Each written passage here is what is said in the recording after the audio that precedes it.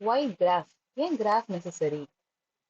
ஒரு கிராஃப் அப்படிங்கிறது enormous amount of information நம்மகிட்ட இருக்கு. ஹியூஜ் இன்ஃபர்மேஷன் டேட்டாஸ் நம்மகிட்ட இருக்குன்னா அது ஈஸியா by using a less space we can easily calculate, we can easily identify what it tried to says. ஓகேவா? ஸோ இது அது என்ன சொல்ல வருதுங்கிறத அந்த கிராஃப் பார்த்தாலே நம்ம சொல்ல முடியும். ஃபார் எக்ஸாம்பிள் நம்ம எல்லாருக்கும் தெரியும் speed is equal to distance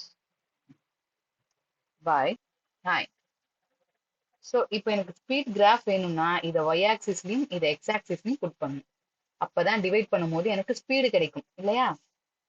அப்ப இந்த மாதிரி ஒரு கிராஃப் இருக்கு அப்படின்னா it's y, it's x. While we are taking slope, we get speed.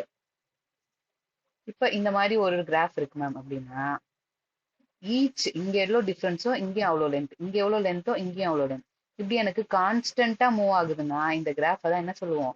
Uniform motion அப்படின்னு சொல்லுவோம். எதுக்காக மேம் யூனிஃபார்ம் மோஷன் சொல்றோம்? Because it goes with constant speed. அதாவது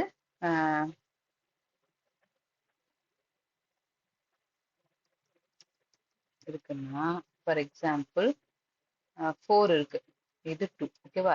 8 இருக்கு, இங்க 4, 12 இருக்கு, இங்க 6. So 4 by 12 which gives you 2, 8 by 4 which gives you 2, 12 by 6 which gives you 2. So the 2, 2, 2, the difference is constant. ஓகேவா? ஸோ இந்த டிஃபரன்ஸ் கான்ஸ்டன்டா வர்றதுனால இதுக்கான ரேஷியோ வந்து constant, sorry not difference, ratio கான்ஸ்டன்டா வர்றதுனால இதை யூனிஃபார்ம் மோஷன் அப்படின்னு சொல்லுவோம். இதுவே இப்படி இருக்கு மேம் அப்படின்னா இப்படி போகுதுன்னா இட்ஸ் நாட் யூனிஃபார்ம். இது வந்து லீனியரா சேஞ்ச் ஆகல, it's changing linearly. But here it is not. இது யூனிஃபார்ம் மோஷன் கிடையாது. இது வந்து ஒவ்வொன்றும் ஒவ்வொரு மாதிரி. நம்ம ஜென்ரலா போவோம், நம்ம ஸ்பீடா போவோம், டக்குன்னு ரைஸ் ஸ்லோ பண்ணுவோம், திரும்பி ரைஸ் அப் பண்ணுவோம். ஸோ இந்த மாதிரி நடந்துட்டு இருக்கு இல்லையா?